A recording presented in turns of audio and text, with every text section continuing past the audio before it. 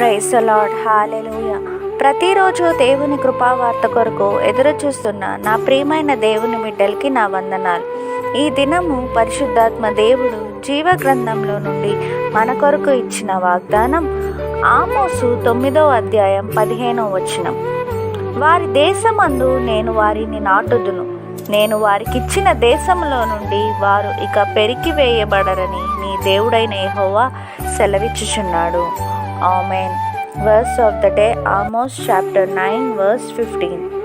I will plant them on their land, and they shall never again be uprooted out of the land that I have given them, says the Lord your God. Amen. సమస్త జ్ఞానమునకు మించిన దేవుని సమాధానం యేసుక్రీస్తు వలన మీ హృదయములకును తలంపులకును కావలి ఉండునుగాక. Amen. Delight yourself in the Lord, and He will give you the desires of your heart. Amen.